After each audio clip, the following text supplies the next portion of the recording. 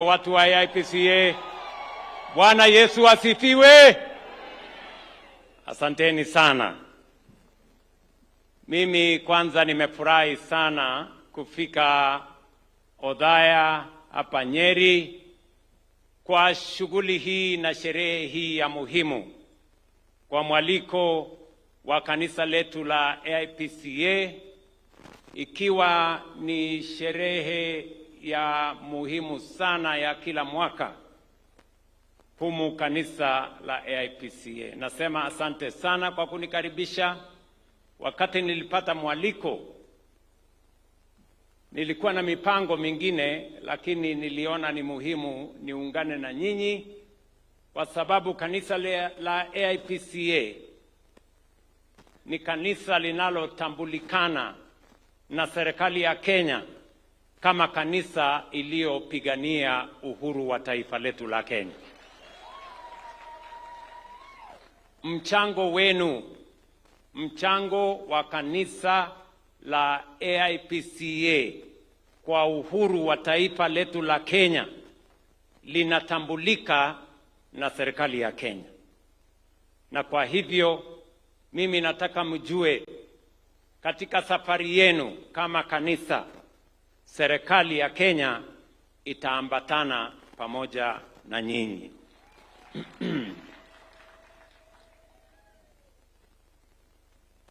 Mimi nimefurahi sana kwamba kanisa letu la AIPCA liko na umoja na linazidi kupata nguvu.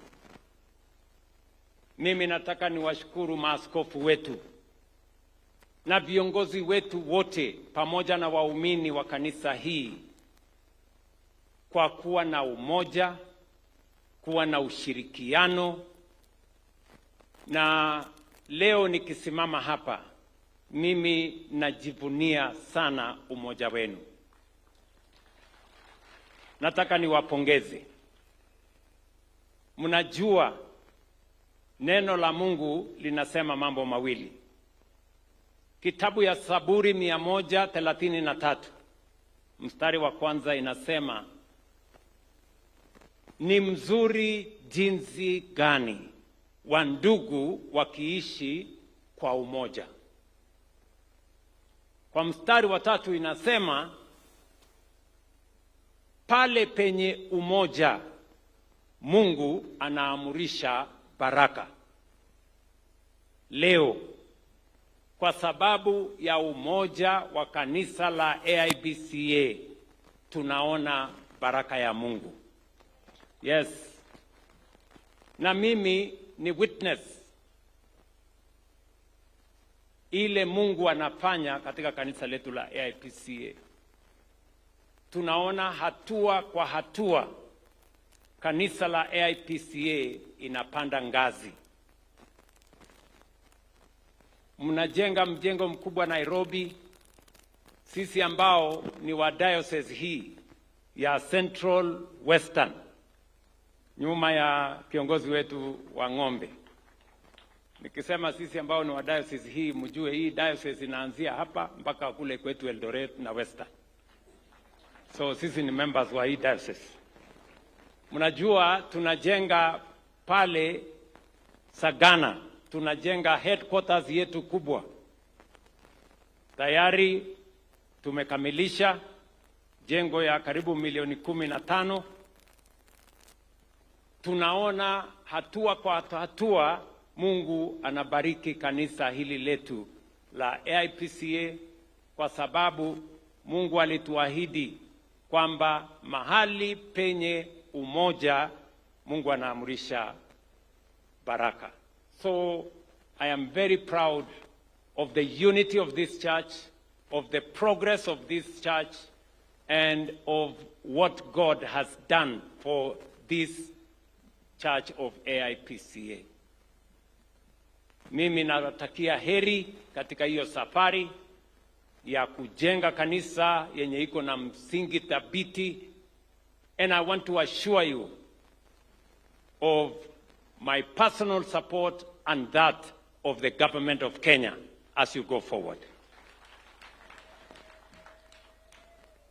Mimi nawashukuru vile vile kwa sababu ya kuombea taifa letu la Kenya na kutuombea kama viongozi tuliopata nafasi ya kuongoza taifa letu la Kenya.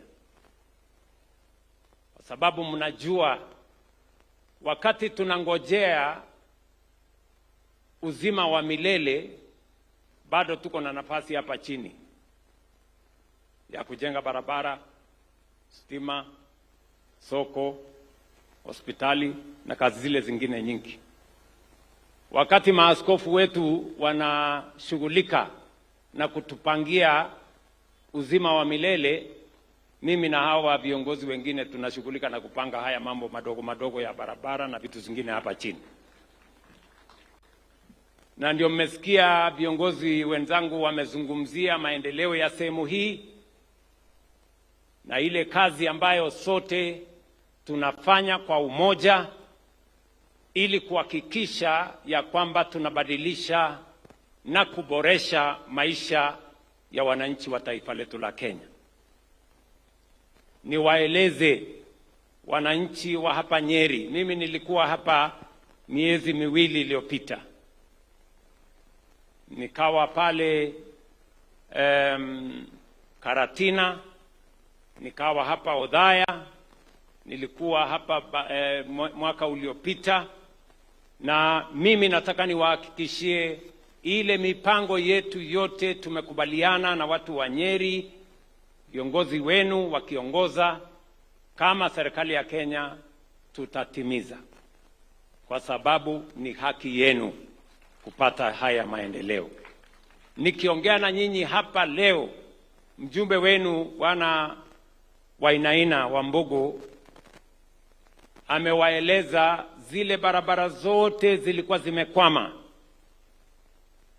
tumezikwamua. Barabara ya Mau Mau inaendelea. Ile barabara tulijenga kutoka kule Kenon ifike hapa Maroa 2023 ilikuwa 30%, leo ni 90%. Na nimekubaliana na viongozi wa hapa ya kwamba tukimaliza hiyo exchange iko hapo Maroa, hiyo barabara tutaisongesha iende Nyeri Town na baadaye iende kupita Nyeri Town mpaka tuunganishe na Nanyuki. Na tayari nimetumana engineers wakuja wafanye survey ndio hiyo kazi iweze kwenda mbele. Barabara zenu za hapa Othaya, huyu mbunge wenu Bwana Wainaina ameshirikiana na mimi, contractors tumewalipa pesa. Hapa Nyeri tumewapatia budget ya shilingi bilioni 8 ya barabara zenu.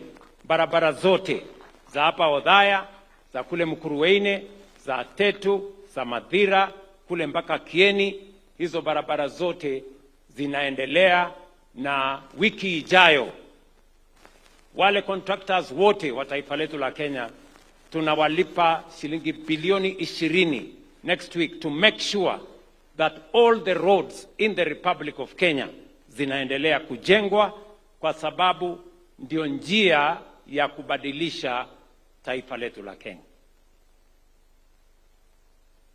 Nilikuwa hapa kuanzisha soko kubwa ya Othaya hapa, ambayo tumeweka milioni 325.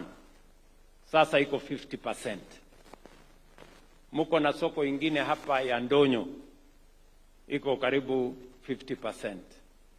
Hapa Othaya muko na soko ingine pale Shinga, naitwa Gakicha. Hiyo soko ndio tumeanza.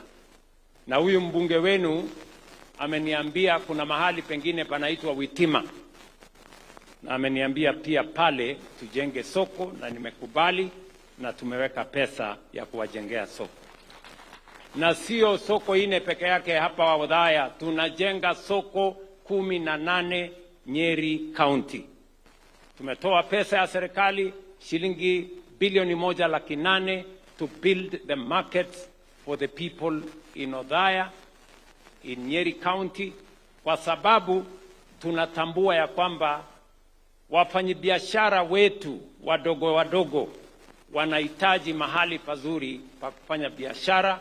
Tuliongea tukasema mama mboga atafanya kazi mahali pazuri, na tunafanya bidii kuhakikisha ya kwamba ile ahadi tulitoa kwa kina mama inatimia, wapate mahali pa kuuzia mazao ya mashamba yetu, mahali pazuri, mahali kuna stima, kuna maji, kuna storage, kuna cold room na kuna vifaa zingine ambazo zitatusaidia kwenda mbele.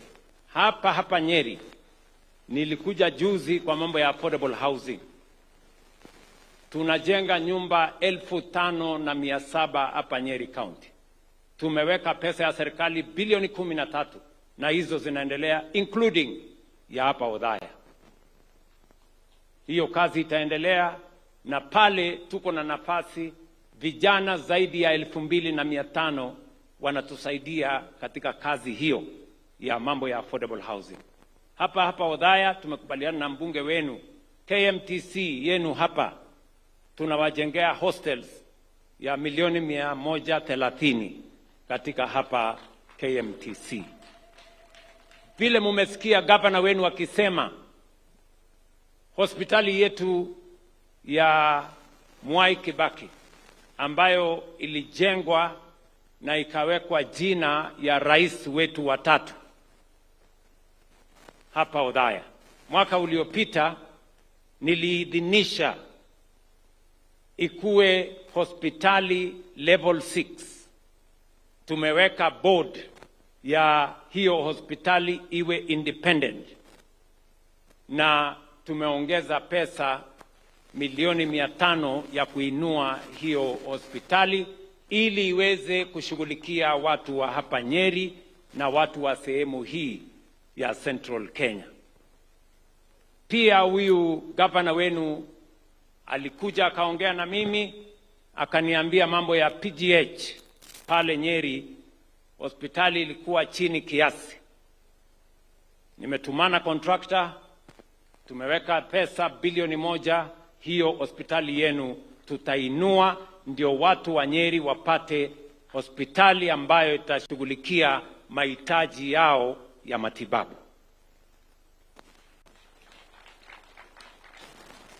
Pale Nyeri, mbali na zile hospitali, zile affordable housing zinaendelea pale, saa hizi tunawajengea stadium ambayo imekwama karibu miaka 6 ama 7.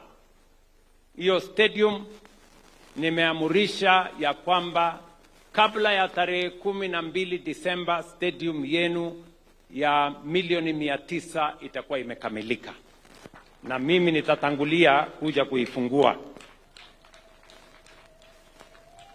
Neguo kana tiguo, mnanielewa? Neturaiguithania. Nyinyi watu wa Nyeri, sio kama tunaelewana?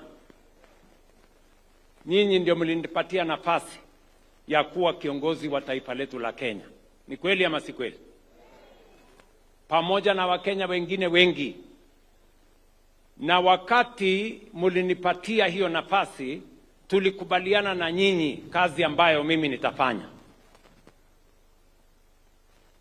ya kubadilisha maisha ya wananchi wetu na kupanga mambo ya maendeleo. Kwa maneno ya elimu, watoto wetu walikuwa hawana walimu wa kutosha. Hatukukuwa na madarasa ya kutosha. Watoto wetu wa university walikuwa wanasumbuka. Mimi hapa leo kwa ile kazi mlinipatia, tumeajiri walimu 1,100 kwa miaka 3. The largest employment of teachers in Kenya's history.